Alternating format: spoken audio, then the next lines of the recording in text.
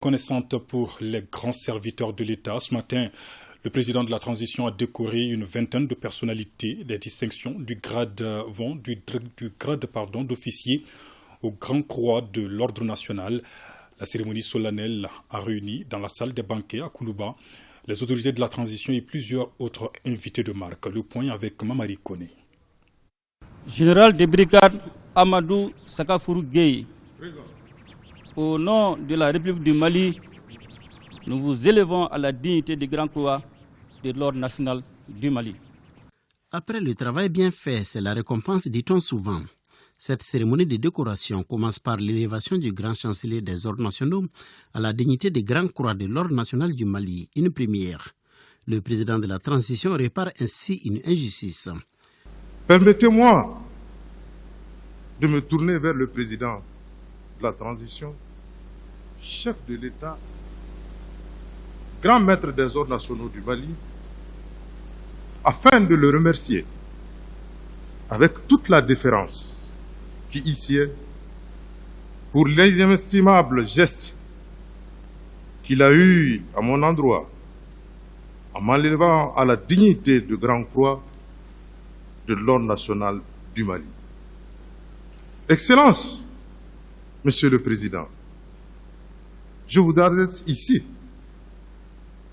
le témoignage de toute ma gratitude et vous assure que c'est avec une grande fierté, mais aussi beaucoup d'humilité que j'arbore et arborais sur ma poitrine cette médaille, symbole de l'exceptionnelle reconnaissance de mon pays à un grand chancelier.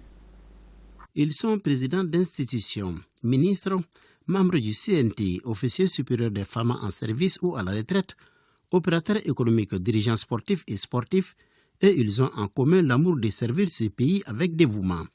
Parmi les 26 récipiendaires, il y a 2 grands officiers de l'Ordre national, 20 commandeurs de l'Ordre national, 3 officiers de l'Ordre national, et 1 est élevé à la dignité de Grand Croix de l'Ordre national.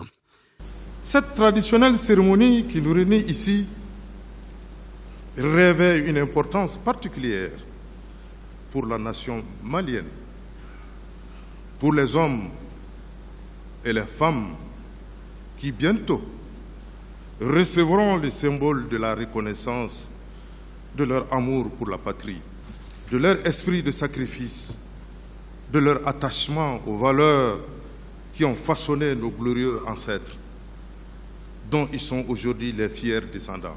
Après avoir remercié le président de la transition pour le choix porté sur eux, les récipiendaires ont par la voix de leur porte-parole promis d'apporter plus à la construction de notre pays.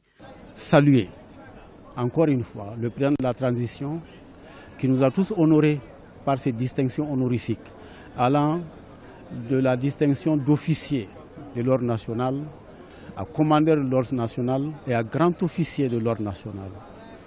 C'est une consécration pour nous aujourd'hui de porter ces distinctions.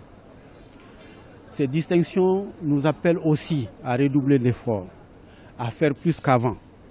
Et encore une fois, je prends l'engagement au nom de mes co-récipiendaires de faire en sorte que l'honneur qui nous a été fait aujourd'hui et les valeurs que nous avons prônées tout au long de notre carrière puissent servir d'exemple et de source d'inspiration aux générations futures.